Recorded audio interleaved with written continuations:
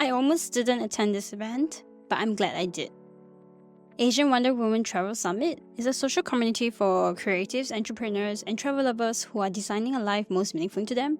And this was their first inaugural travel summit held in Taipei, a community of 20 to 40-year-old Asian women who enjoys traveling coming together. First of all, I'm not an entrepreneur, I'm a corporate girlie, and I didn't own any businesses like my friends, so I thought that I might not fit in. I wasn't a remote worker, and I felt like I had imposter syndrome, and I would be judged like, why are you even coming for this event when you know you're clearly not the demographics? But I love traveling, and I've always have this joy in creating content, and maybe one day I will also start my own business. And so I'm so glad I attended this event because all the women that actually spoke at Asian Wonder Woman's Travel Summit was amazing. They were authentic, they were true to themselves, and they were so honest and raw in their storytelling that I really learned so much from every single person. So of course, the most notable woman of all, it was this keynote speaker, Tuele. She's the CEO of JoeWo.resetyear, and she shared her heartfelt story of how she stood by her values, especially where diversity wasn't even a thing in her company. She stood by her values during a time when there were only a handful of Vietnamese Americans studying at Yale University, and she was strong-headed, and she even shared a really personal story of how her parents escaped Vietnam during the war. She's a very accomplished woman, joined JoeWo.resetyear doing marketing or something, and then somehow, even though it wasn't her job to incorporate diversity, but because she felt so strongly by it, she ensured that all the marketing campaign always included people of different colors. And I love that about her, that she still went ahead and voiced her opinion, and she knows where her values are, and I love that. And I feel that I can learn something about that. There's some inner strength to be able to just speak up. And then there's Angela Fang, who is the co-founder of Nest Wellness.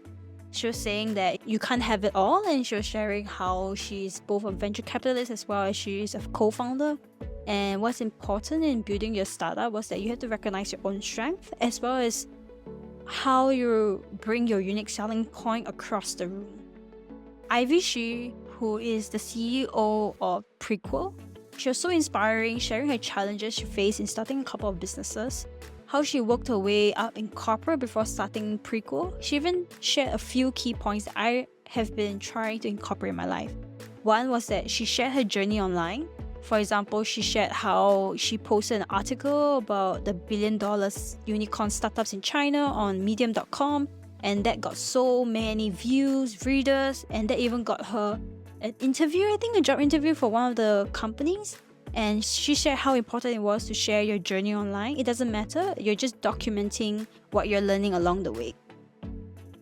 And she said to always outwork your self-doubt. So Ivy shared during her journey, she's always outworking her self-doubt. Every time she has a self-doubt within herself, somehow she's trying to find evidence that she can do it.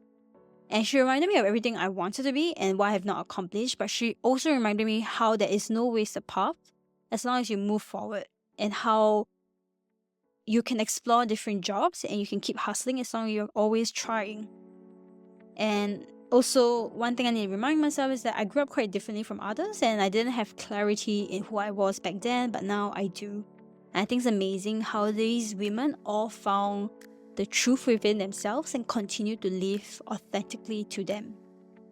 Of course, my friends, Cheryl also shared her story. I thought it was amazing how she was able to share more about building her personal authority, as well as Ray, who is a speaker and coach for over 10 years.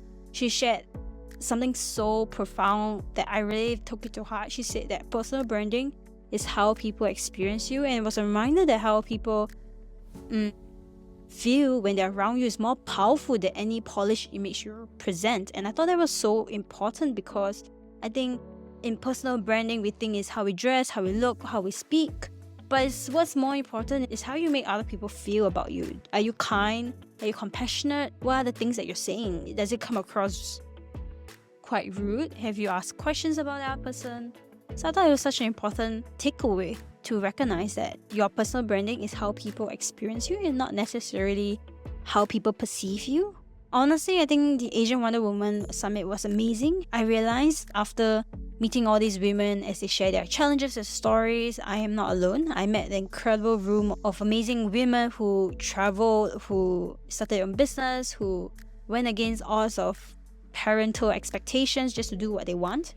And in a way, I feel proud that I attended this event. I feel proud for all of them because they're showing me a path where I could also walk. They're showing me different choices that you could make in life. And that there's so many different ways you could live your life. You don't have to live according to what your Asian parents expect you to be.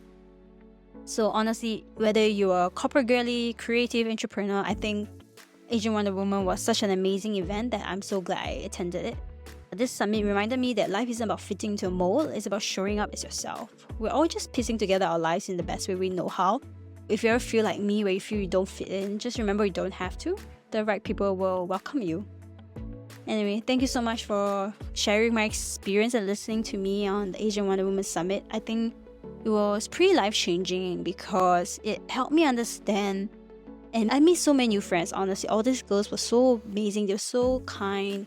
As I reflect on the entire experience, I realized it wasn't just about the lessons from the speakers, but also the feelings I want to carry with me. So I think in Asian Wonder Woman, it felt like I could do anything. And I think that was such an amazing feeling because of how supportive everyone was, how kind and how honest everyone was sharing about their story and how they did it.